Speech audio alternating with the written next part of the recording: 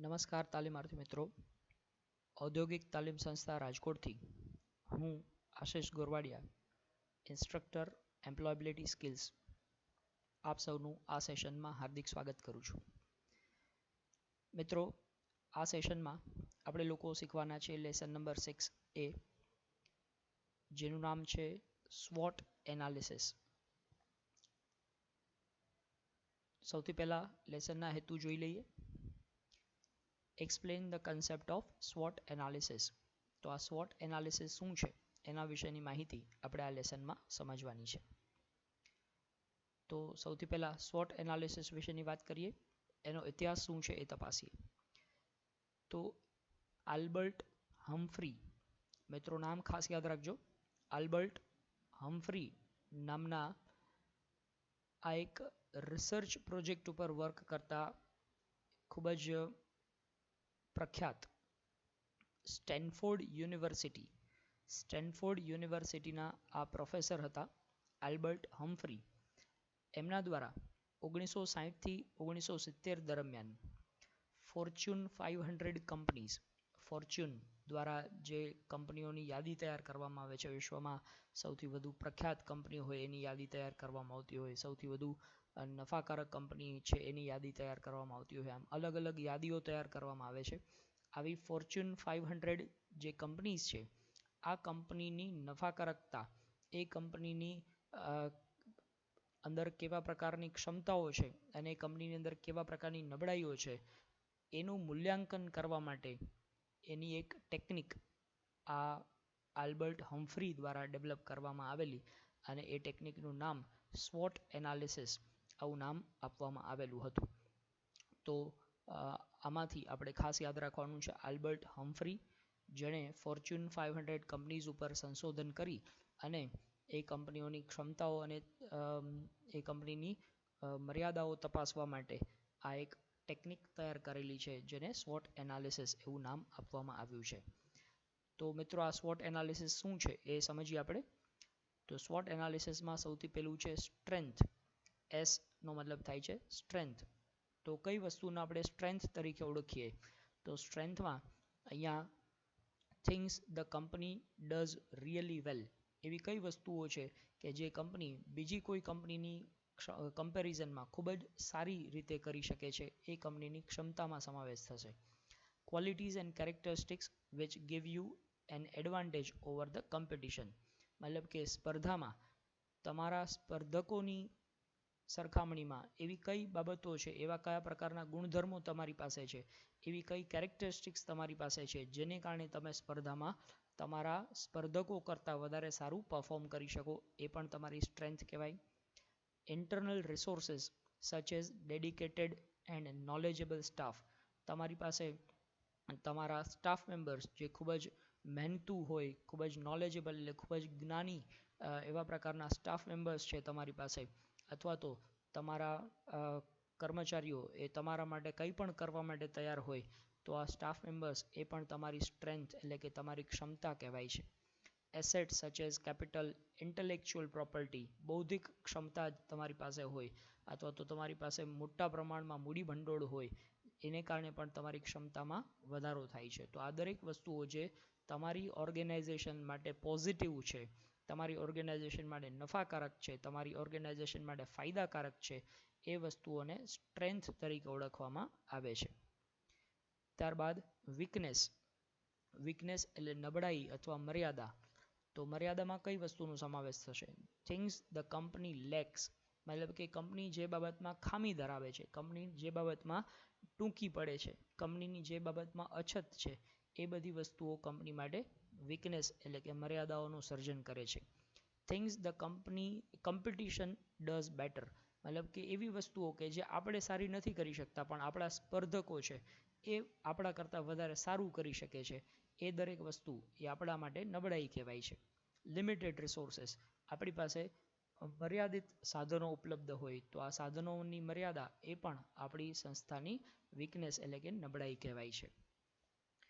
ત્યારબાદ opportunities. Opportunities એટલે તક, મતલબ કે આપણી કંપનીનો વિકાસ થાય, આપણી કંપની વધારે સારું પરફોર્મ કરી શકે, એના માટે બજારમાં આપણા માટે કઈ તકો ઉપલબ્ધ છે.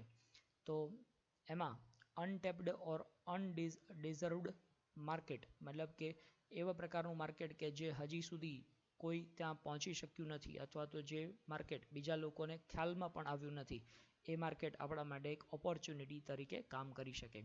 ફ્યુ કમ્પિટિટર્સ, મતલબ કે માર્કેટમાં સ્પર્ધા ખૂબ જ ઓછી હોય તો એ પણ આપણા માટે તકનું સર્જન કરી શકે છે.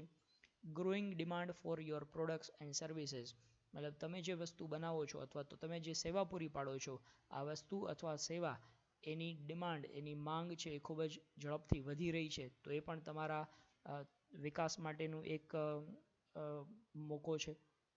ત્યાર પછી પોઝિટિવ પ્રેસ મીડિયા કવરેજ, તમારી પ્રોડક્ટ વિશે અથવા તમારી કંપની વિશે પ્રેસ અથવા તો મીડિયામાં પોઝિટિવ બાબતો આપવામાં આવે તો એ પણ તમારા વિકાસ માટેની એક ઉમદા તક છે. ગુડવિલ અમંગ્સ ટાર્ગેટ ઓડિયન્સ, ગુડવિલ એટલે કે તમારી સંસ્થાની રેપ્યુટેશન, મૂડી, જેને શાખ તરીકે ઓળખવામાં આવે છે, તો તમારી સંસ્થાની લોકોના દિમાગમાં ખૂબ જ સારી શાખ છે, તમારી સંસ્થાની આબરૂ, એના વિશે લોકો પોઝિટિવ વિચારે છે, તો એ પણ તમારી સંસ્થાના વિકાસ માટેની એક તક રહેલી છે. ત્યારબાદ છે થ્રેટ્સ. થ્રેટ્સ એટલે આપણી સામે કેવા પ્રકારની જોખમો રહેલા છે, કેવા પ્રકારના પડકારો રહેલા છે. દાખલા તરીકે ન્યૂ કોમ્પિટિશન, બજારમાં નવા સ્પર્ધકો આવે તો એ આપણા માટે પડકાર કે જોખમ ઊભું કરે છે.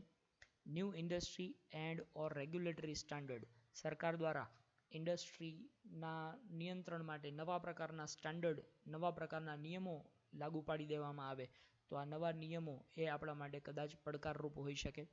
નેગેટિવ પ્રેસ મીડિયા કવરેજ, તો જો પોઝિટિવ મીડિયા કવરેજ છે આપણા માટે તકનું સર્જન કરે છે, તો નેગેટિવ મીડિયા કવરેજ મતલબ તમારી કંપની વિશે કે તમારી પ્રોડક્ટ વિશે મીડિયામાં કંઈ ખોટું લખવામાં આવે અથવા તો એના વિશે નેગેટિવ બાબતો લખવામાં આવે તો આપણા માટે પડકાર છે. લેક ઓફ ગુડવિલ, માર્કેટની અંદર ગુડવિલનો અભાવ હોય, મતલબ કે આપણી શાખપાત્રતા ઓછી હોય તો એ પણ આપણા માટે એક થ્રેટ એટલે કે પડકારનું સર્જન કરે છે. તો આમ દરેક કંપનીએ પોતાની ક્ષમતાઓ, પોતાની વીકનેસીસ એટલે કે મર્યાદાઓ, ઓપોર્ચ્યુનિટીઝ, પોતાની સામે કેવા પ્રકારની તકોનું સર્જન થઈ રહ્યું છે અને કેવા પ્રકારના પડકારો આવી રહ્યા છે, આ બધી બાબતોનું મૂલ્યાંકન કરવું જોઈએ. જેમાં એસ અને ડબલ્યુ એટલે કે સ્ટ્રેન્થ અને વીકનેસ એ ઇન્ટરનલ ફેક્ટર એટલે કે આંતરિક પરિબળો છે, જ્યારે ઓપોર્ચ્યુનિટી અને થ્રેટ આ એક્સટર્નલ ફેક્ટર્સ એટલે કે બાહ્ય પરિબળો છે.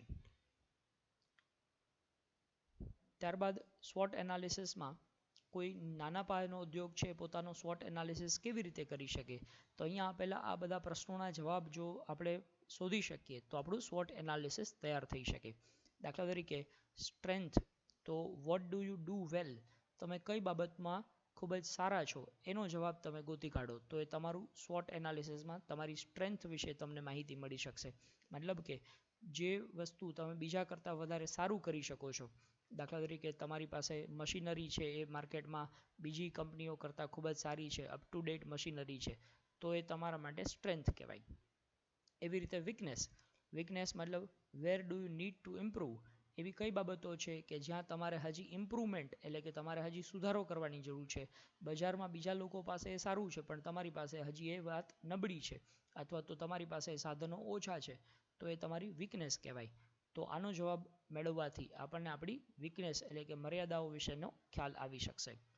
ત્યારબાદ છે ઓ એટલે કે ઓપોર્ચ્યુનિટીઝ. ઓપોર્ચ્યુનિટીઝ માટે વોટ આર યોર ગોલ્સ, તમે શું કરવા માગો છો, તમારા ધ્યેય કયા છે, એ ધ્યેય વિશેનું તમને માર્ગદર્શન મળે તો એના ઉપરથી તમારી સામે કેવા પ્રકારની તકોનો વિકાસ થશે એ પણ તમને ખ્યાલ આવી શકે. અને ત્યારબાદ છે થ્રેડ્સ. થ્રેડ્સ એટલે કે તમારી સામે કેવા જોખમો છે, તો what obstacles do you face, obstacles એટલે અડચણો, તમારી સામે કેવા પ્રકારની અડચણો છે, આ અડચણોનો જવાબ મળી જાય તો આપણને થ્રેડ્સ વિશે ખ્યાલ આવી શકે. તો મિત્રો આમ આ દરેક પ્રશ્નોનો જવાબ મેળવવાથી આપણને આપણા ઉદ્યોગ માટે સ્વોટ એનાલિસિસ મળી શકે છે. તો આ હતું સ્વોટ એનાલિસિસ. આશા રાખું છું આપ બરાબર એને સમજ્યા હશો, આપની નોટબુકમાં નોંધી લેશો અને યાદ પણ રાખશો. આભાર.